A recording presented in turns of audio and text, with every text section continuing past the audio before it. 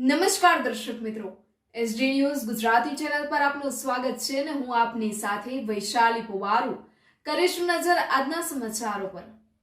સાબરકાંઠાના તલોદ તાલુકાના મુખ્યમંત્રી શ્રી ભૂપેન્દ્રભાઈ પટેલના હસ્તે સાબરકાંઠાને મળશે વિકાસની ભેટ।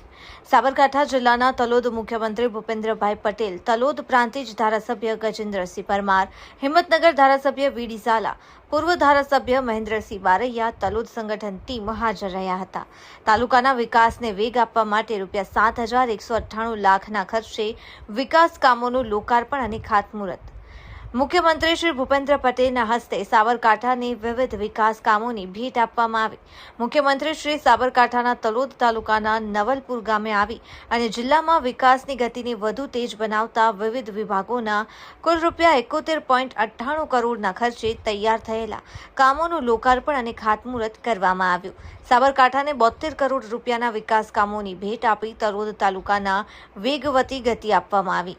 જ્યાંથી કર્કવૃત્ત પસાર થાય છે તે સ્થળના ભૌગોલિક મહત્વને વૈશ્વિક સ્તરે ઓળખ અપાવવા માટે રાજ્ય સરકારે ₹8 કરોડના ખર્ચે 1.5 એકર વિસ્તારમાં એક અદ્યતન સાયન્સ પાર્કનું નિર્માણ કર્યું। મુખ્યમંત્રી શ્રીના હસ્તે તેનું લોકાર્પણ કરવામાં આવ્યું।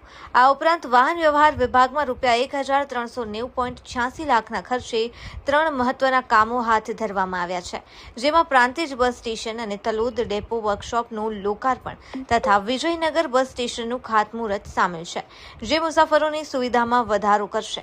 શિક્ષણ ક્ષેત્રે ₹518.18 લાખના ખર્ચે 26 જેટલી પ્રાથમિક શાળાઓમાં નવીન વર્ગખંડોનું લોકાર્પણ કરવામાં આવ્યું, જે આપણા બાળકોને ભણવા માટે આધુનિક સુવિધા પૂરી પાડશે। શહેરી વિકાસ અને આયોજન ક્ષેત્રે પણ ₹264.65 લાખના કામોનું લોકાર્પણ કરવામાં આવ્યું, જેમાં વડાલી નગરપાલિકામાં સીસી રોડ અને સાઇટ ફૂટપાથ વગેરે જેવા 21 કામો પૂર્ણ થયા છે।